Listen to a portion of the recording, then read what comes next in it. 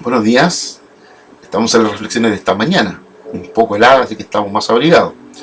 Esta mañana, verdadera libertad. Gálatas capítulo 5, verso 1. Estad pues firme en la libertad con que Cristo nos hizo libre, y no estéis otra vez sujeto al yugo de la esclavitud. El Nuevo Testamento presenta a Jesús como el supremo libertador y la vida cristiana como una vida de libertad. Jesús había dicho a unos judíos creyentes: si vosotros permanecéis en mi palabra, seréis verdaderamente mis discípulos, y conoceréis la verdad, y la verdad os hará libres. Juan capítulo 8, versos 31 y 32. Pero ¿en qué consiste la libertad cristiana? Comienza con la emancipación de la horrible esclavitud de tener que ganar nuestra salvación mediante la obediencia a la ley. Incluye la libertad de la condenación y la libertad de la conciencia culpable, la inefable alegría del perdón, la aceptación y el acceso a Dios, y la experiencia de la misericordia con independencia del mérito. Pero la libertad cristiana no es libertad absoluta de toda restricción y límite. En primer lugar, no es libertad para ser indulgente con nuestra naturaleza caída y egocéntrica. Vosotros, hermanos, a la libertad fuisteis llamados, escribió Pablo, no uséis la libertad como ocasión para la carne. Gálatas 5:13. De modo que nuestra libertad en Cristo no debe ser usada como pretexto de la autoindulgencia. Si vivimos del Espíritu, no gratificaremos los deseos de la naturaleza pecaminosa, verso 16. A veces en esto nos equivocamos, pensando que la libertad es libertinaje. Bueno, ahora soy libre, ahora soy salvo, ahora ya no cometo ni un pecado, ahora soy libre para hacer lo que quiero. Como algunos han acuñado esa expresión que dice, en mi vida, ok, pensando que de esa manera pueden hacer lo que quieren. Pero cuando pensamos en la libertad con que Cristo nos hizo libre, Jesús nos hizo libre del pecado, de la esclavitud del pecado, libre del diablo y del infierno. Pero esa misma libertad conlleva la esclavitud en Cristo. Y así el apóstol Pablo dijo, esclavo de Jesucristo, siervo de Jesucristo. Por lo tanto, nos constituimos, siendo hijos de Dios, nos constituimos también aquellos que le pertenecemos a Dios. No nos pertenecemos a nosotros mismos, dejamos de pertenecer al diablo y ahora le pertenecemos a Dios. Por lo tanto, nuestra libertad será la libertad con que Dios nos ha hecho libres. Hay que entender bien ese verso.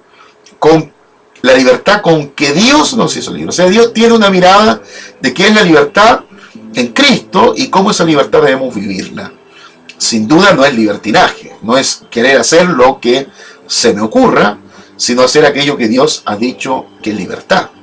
Y en segundo lugar, la libertad cristiana no es un permiso para explotar a nuestro prójimo. Lo que se nos dice es servicio por amor los unos a los otros. Servíos por amor los unos a los otros. El verso 13. Aquí vemos una tremenda paradoja. Lejos de tener libertad para ignorar, descuidar o abusar de nuestro prójimo, se nos ordena amarlos y servirles. Es decir, que desde un punto de vista la libertad cristiana es una especie de esclavitud. No una esclavitud a nuestra naturaleza egoísta, sino a nuestro prójimo. Somos libres en relación a Dios, pero siervos los unos de los otros. Y en tercer lugar, la libertad cristiana no es un permiso para pasar por alto la ley, porque toda la ley en esta sola palabra se cumple. Amarás a tu prójimo como a ti mismo. Verso 14. El apóstol no dice que si amamos al prójimo podemos desentendernos de la ley, sino que de esa manera la cumplimos. La verdadera libertad no consiste en la indulgencia con nuestra naturaleza caída, sino en su control. No es la libertad para explotar al prójimo, sino para servirlo. Y no es la libertad para pasar por alto la ley, sino para cumplirla. No nos olvidemos las palabras del Señor Jesús. Recuérdense ustedes que el Señor resume en 2 mandamientos 313 mandamientos. Para los judíos habían 613 mandamientos. La ley y los profetas. Y el Señor Jesús dice, toda la ley y los profetas se resumen en esto. Amarás al Señor tu Dios con todo tu corazón, tu alma, tu fuerza, y a tu prójimo como a ti mismo. para que muchos entiendan que el Evangelio no es el amor, o el amor no es el Evangelio. La ley es el amor es la ley. Por eso el Señor Jesús dijo: amarás al Señor tu Dios y a tu prójimo como a ti mismo.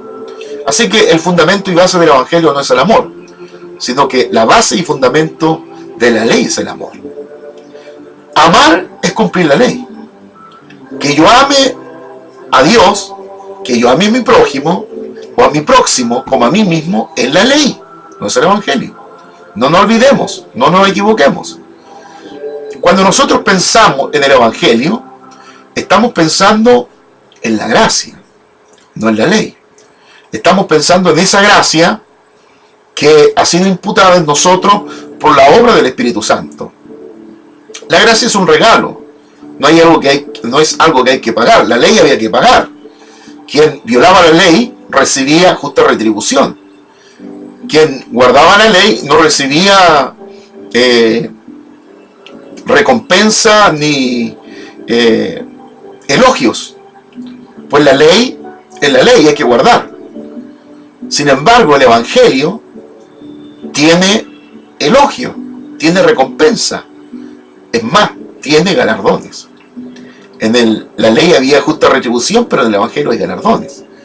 Por lo tanto, cuando pensamos en la verdadera libertad, como lo expresa Juan 8, 31, 32, y conoceréis la verdad, y la verdad os hará libre, nos preguntamos: ¿cuál es la verdad que hace libre?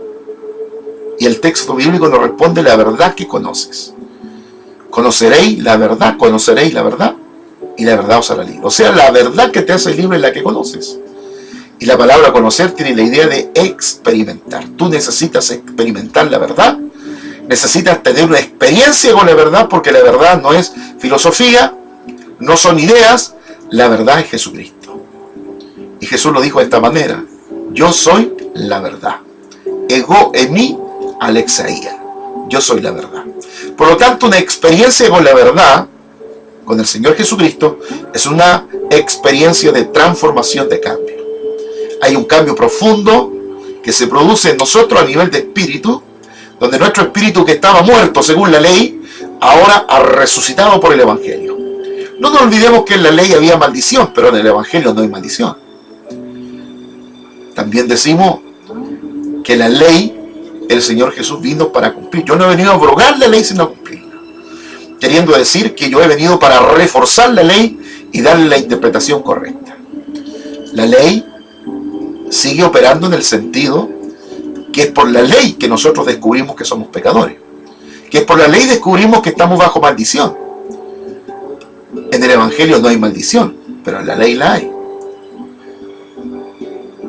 En el Evangelio no hay condenación, en la ley la hay. Por lo tanto, la ley y el Evangelio caminan juntos. ¿Qué busca la ley? Sino sacar de nosotros el grito desesperado: soy pecador. Pero en la ley no había salvación. Si en la ley hubiese habido salvación, ¿para qué vino Jesús? ¿Para qué traer el Evangelio? La ley era la ley dada por Dios, pero tenía limitaciones.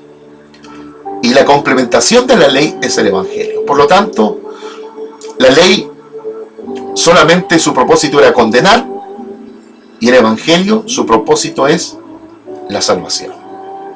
Ley y Evangelio corren juntas, en carros diferentes, pero juntos, porque necesitamos ambos para cumplir el propósito de Dios en nuestra vida.